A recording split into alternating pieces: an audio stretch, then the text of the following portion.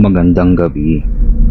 Kung sakaling mapadaan ka sa Intramuros sa gabi, huwag mong tititigan ang mga lumang pader.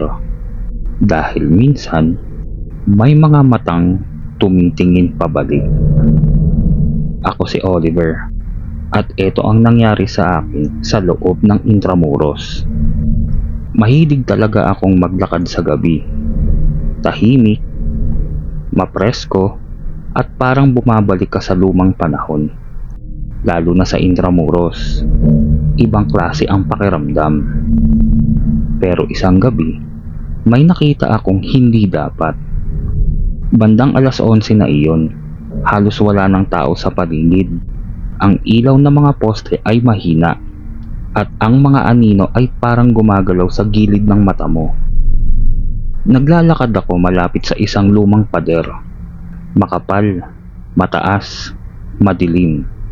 Habang dumadaan ako, may napansin akong kakaiba. May bahagi ng pader na parang gumagalaw. Akala ko anino lang. Pero nang huminto ako, may mukha. Dahan-dahang lumilitaw mula sa bato. Isang babae. Maputla, mahaba ang buhok. At ang mga mata niya, diretsong nakatingin sa akin. Napaatras ako. Hindi totoo to, bulong ko. Pero hindi siya nawawala. Sa halip, mas lalong lumilinaw. Parang umaahon mula sa loob ng pader. Tulungan mo ako, mahina niyang sabi. Nanlaki ang mata ko. Hindi gumagalaw ang bibig niya, pero naririnig ko siya. Ilabas mo ako. Napalingon ako sa paligid.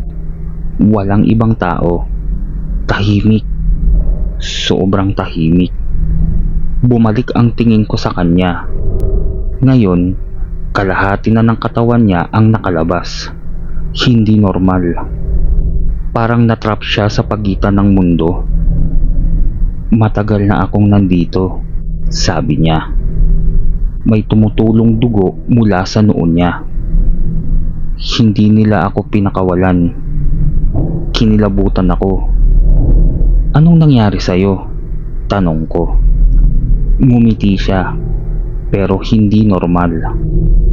Tinago nila ako dito, sa loob ng pader. Biglang lumamig ang hangin, parang may humihinga sa likod ko.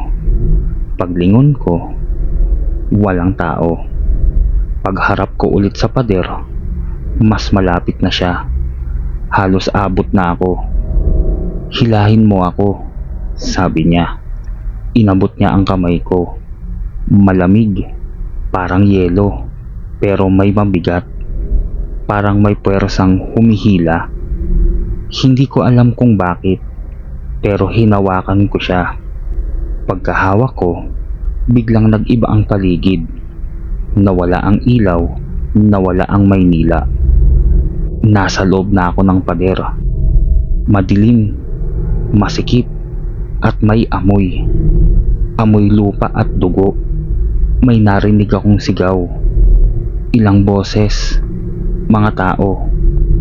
Isara nyo, sigaw ng isa. Walang lalabas. Nanlaki ang mata ko. May nakita akong babae. Pero buhay pa. Nakakulong sa pagitan ng mga bato. Sumisigaw, humihingi ng tulong. Pero ang mga tao, patuloy na tinatabunan siya ng pader. Hindi, sigaw ko. Pero walang nakakarinig. Biglang may humawak sa akin. Siya ulit. Ngayon, ibang mukha na. Bulok. Madilim ang mata. Salamat, sabi niya. May kapalit ka na. Tinulak niya ako. Pagdilat ko, nasa labas na ako.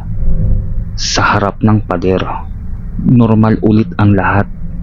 Pero, may naramdaman akong kakaiba. Hindi ako makagalaw. Hindi ako makasigaw. At dahan-dahan, nararamdaman kong may matigas sa likod ko. Bato. Tinitingnan ko ang kamay ko. Nagiging kulay abo. Parang bato. Gusto kong sumigaw pero hindi ko magawa. At sa huling sandali, may nakita akong dumadaan na tao. Tumingin siya sa pader, diretso sa akin. Pero hindi niya ako nakikita. Dahil ngayon, ako na ang nasa loob. At tuwing gabi, sumisilip ako, naghihintay ng susunod na tutulong sa akin. Kung mapapadaan ka sa Intramuros sa gabi at may makita kang mukhang sumilip sa pader, huwag mo siyang lalapitan. Dahil baka, kapag tinulungan mo siya, ikaw na ang susunod na maiwan. Magandang gabi. At sana sa iyong paglalakad ay ligtas ka.